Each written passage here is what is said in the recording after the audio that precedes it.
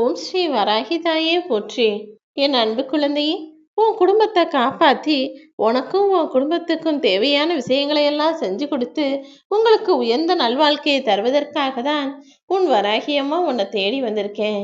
நீ நல்லா இருக்கணும், உன் குடும்பம் நல்லா இருக்கணும்னா நேற்று செய்த தவறுகளையும் இது நாள் வரை செய்த தவறுகளையும் மன்னித்து இனிமேலாவது திருத்தி நான் நல்ல வழியில வாழ்வேன்னு உன்னுடைய தவறுகளை ஒப்புக்கொள்ளக்கூடிய அறிவாளியாக நீ இருக்க வேண்டும் என் செல்லமே. ஏன்னா மனிதன் என்பவன் தவறு செய்யக்கூடியவன் தான். தப்பும் தவறும் எல்லா வாழ்க்கையிலையும் நடக்கும்.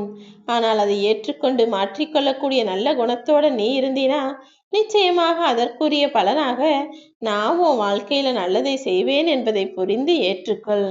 நீ உன் வாழ்க்கையில எதுவுமே செய்யல, உன் வாழ்க்கையில் நடக்கும் அனைத்தையும் உன் வராகி அம்மா நான் தான் நடத்தி கொண்டிருக்கிறேன் என்பதை புரிந்து கொள்ளக்கூடிய ஆளாக நீ இருந்தால் நிச்சயமாக உன் வாழ்க்கையை உயர்வானதாக நான் மாற்றி அமைச்சிடுவேன். இதனால் வரை நீ கடந்து வந்த பாதையில கற்றுக்கொண்ட பாடங்களை எப்போதும் ஞாபகத்துல வச்சுக்கோ. ஏன்னா நீ கஷ்டப்பட்ட நாட்களும் அப்போது உனக்கு கிடைச்ச அனுபவங்களும் தான் இப்போது உன் வாழ்க்கையை உயர்வானதாக வழிநடத்தி செல்ல போகிறது. நீ எதிர்காலத்துல நிம்மதியா இருக்கணும், சந்தோஷமா இருக்கணும், காசு பணம் சம்பாதிச்சு நல்ல வாழ்க்கையை வாழணும்னு ஆசைப்படுறதெல்லாம் சரிதான். ஆனால் அதற்காக இந்த நிகழ்காலத்தில் அனுபவிக்க வேண்டிய மகிழ்ச்சியையும் சந்தோஷத்தையும் இழந்து விடாதே என் செல்லமே. நிகழ்காலத்தையும் ரசிச்சு அனுபவிச்சுக்கிட்டு உன் வாழ்க்கையை வாழ்ந்துக்கிட்டே எதிர்காலத்தில் ஜெயிப்பதற்கு உண்டான வேலைகளை செய்ய வேண்டும். அதை விட்டுட்டு நான் அப்புறமா என் வாழ்க்கையை அனுபவிச்சுக்கிறேன், அப்புறமா நான் சம்பாதிச்சுக்கிறேன், அப்புறமா நான் சந்தோஷமா இருந்துக்கிறேன்னு இப்போ நீ கஷ்டப்பட்டுக்கிட்டே இருக்கக்கூடாது. நீ வாழுகிற ஒவ்வொரு நிமிடமும் உன் வாழ்க்கைக்கான எதிர்காலத்தை நோக்கிதான் இருக்க போகுது. அதற்கு நீ முதலில் இன்றைய சந்தோஷத்தை உருவாக்கி கொள்ள வேண்டும். தேவையில்லாம உன்னை குறை சொல்லக்கூடிய மனிதர்களையும் உன் வாழ்க்கை சூழ்நிலையை விமர்சிக்கக்கூடிய மனிதர்களிடமும் நீ எந்த பதிலும் சொல்லாம சிரிச்சுக்கிட்டே கடந்து போய்கிட்டு. ஏன்னா நீ வாழ வேண்டிய வாழ்க்கை இன்னும் நிறைய இருக்கு.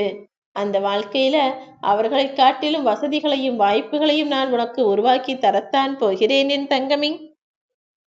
உன் குடும்பத்தை இன்னைக்கு மதிப்பு குறைவா பேசினவங்களும் உன்னை உதாசீனமா அலட்சியமா அவமதிப்பு செய்தவர்களும் நிச்சயமாய் வாழ்வில் வருந்தும்படி உனக்கான வளத்தையும் நலத்தையும் முன்னேற்றத்தையும் நான் கொடுக்க போறேன். கடந்த காலமும் சரி, எதிர்காலமும் சரி, இரண்டுமே உன் கையில் இல்லாத விஷயங்கள்.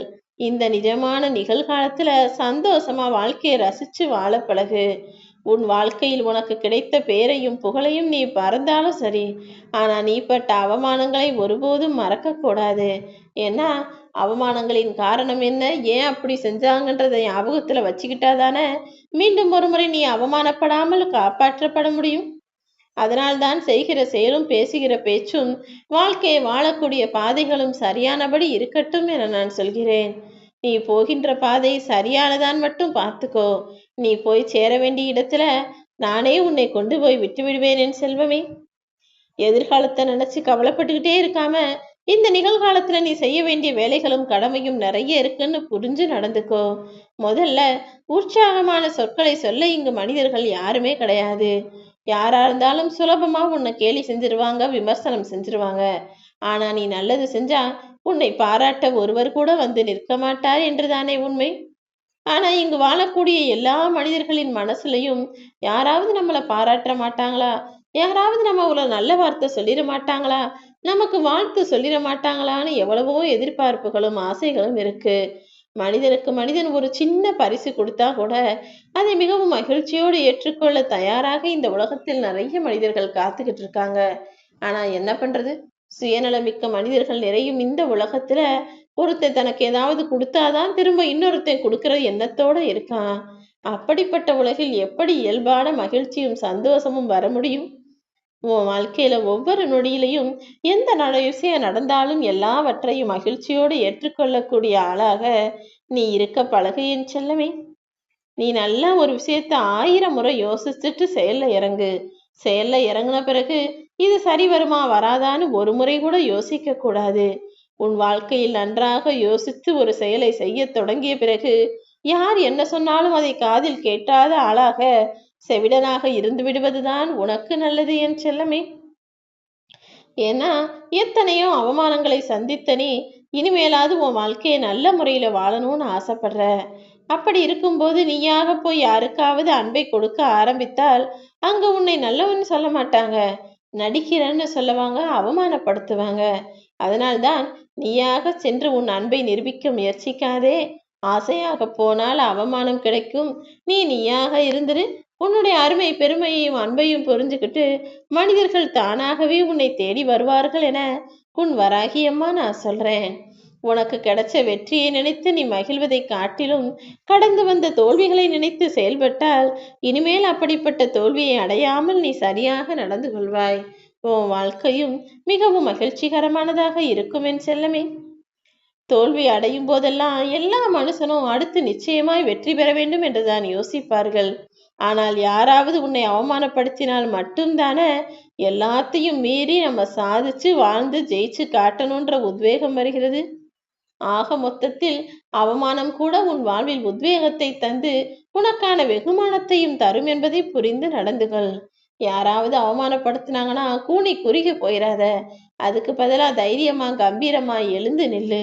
நிச்சயமாக நான் உன்னை ஜெயிக்க வைப்பேன் என் செல்லமே. நீ மற்றவங்க கிட்ட பேசும்போது நீ என்ன சொல்ல வர்றங்கிறத அவங்க தெளிவா புரிஞ்சுக்கிறாங்களா என்பதில் நீதான் கவனத்தோடு இருக்க வேண்டும். ஏனால் பேசுபவன் 1000 சொல்லுவான், ஆனா அதை கேட்கிறவனோட மனம் எப்படி இருக்கு, அவனுடைய மனம் எந்த நிலைமையில இருக்குன்றதை பொறுத்துதான் எதிரில் பேசுபவரின் வார்த்தைகளை அவன் ஏற்றுக்கொள்ளக்கூடிய ஆளாக இருக்கிறான். நீ பேசும் வார்த்தைகளில் கவனமும் நிதானமும் எப்போதும் இருக்கும்படி பார்த்துக்கோ என் செல்லமே. உன்னுடைய எதிரியா இருந்தாலும் சரி அல்லது உன்னை அலட்சியம் செய்யும் மனிதர்களாக இருந்தாலும் சரி, அவர்களிடம் நீ பேசுவதற்கு பதிலாக மௌனமாக இருந்து விடுவதுதான் சரியான தண்டனையாக இருக்கும். யாருமே உனக்காக உன்னை தேடி வரல, யாருமே அன்பு செலுத்த ஆளில்லை என்றாலும் நீ தனிமையாய் இருந்து விடுவது நல்லதுதான். ஏனென்றில் தனிமையை நீ ரசிக்க கற்றுக்கொண்டால் அது உன் வாழ்க்கைக்கான பாடங்களை அழகாய் உனக்கு உணர்த்திவிடுவேன் செல்லமே. உன் கஷ்டத்துல உனக்கு யார் வந்து கருணை உள்ளத்தோடு உதவி செய்கிறார்களோ அந்த மனிதரை வாழ்நாள் முழுவதும் நீ மறக்க கூடாது. ஏன்னா அப்படிப்பட்ட நல்ல மனிதர்கள் இப்போது பார்ப்பதும் இல்லை, கிடைப்பதும் இல்லை. யாராவது அப்படி நல்ல மனசோட இறக்க குணத்தோட உனக்காக வந்து துணையா ஆறுதலா நின்னாங்கன்னா அவர்களை காலம் முழுக்க நீ மறந்துவிடக் கூடாது. நீ இழந்தது எதுவாக இருந்தாலும் அதை நினைத்து கவலை கொள்ள வேண்டாமென் செல்லமே. நீ எதை இழந்தாயோ அதை இன்னொரு வடிவத்தில் நானே உன் வாழ்க்கையில கொண்டு வந்து கொடுப்பேன். உறவுகளுக்குள் புரிதல் இருக்கிறதோ இல்லையோ பிரிதல் வந்து விடக்கூடாது. ஏனெனில் நீதான் ஒருவருக்கொருவரை விட்டு கொடுத்து பேசக்கூடிய வாழக்கூடிய வாழ்நாளை வைத்து கொள்ள வேண்டும். மனிதனுடைய வாழ்க்கையில முதல்ல எல்லார்கிட்டையும் நினைச்சதையெல்லாம் பேசுவான், நினைச்சதையெல்லாம் சொல்லுவான், நினைச்சதையெல்லாம் செஞ்சுக்கிட்டு இருப்பான். ஆனா காலம் போக போக மனுஷன் கஷ்டப்பட்டு நஷ்டப்பட்ட அனுபவங்கள் அதிகரிச்சு கடைசியில பேசுவதையே நிறுத்தி கொள்கிறான் தானே. நீயும் உன் வாழ்வில் அளவோடு பேசக்கூடிய, அளவோடு சிந்தனை செய்யக்கூடிய, அளவோடு தன் வாழ்க்கையை ரசிக்கக்கூடிய ஆளாக இரு. அளவில்லாமல் பேசுபவனும் அளவில்லாமல் செயல்களை செய்பவனும் நிச்சயமாக நஷ்டப்படுவான். அதிக நஷ்டங்களையும் கஷ்டங்களையும் சந்தித்த பிறகுதானே மனிதனுக்கு அடக்கமும் அறிவும் வருகிறது. கஷ்டம் வரும்போது கலங்காதே என் செல்லமே. கஷ்டம் வந்து போனாதான் உன் வாழ்க்கை உனக்கு இஷ்டமானதாக மாற முடியும். வாய்ப்புகள் கிடைக்காததால் தானே திறமையுள்ள மனிதன் எல்லாம் தவித்து கொண்டிருக்கிறான். திறமையற்றவன் கூட வாழ்க்கையில் உயர்ந்து போய் கொண்டிருக்கிறான். உன் வாழ்க்கையில உனக்கு திறமையும் இருக்கு, தகுதியும் இருக்கு, தைரியமும் இருக்கு. ஆனால் வாய்ப்புகளை எதிர்நோக்கி காத்திருக்கிறாயா?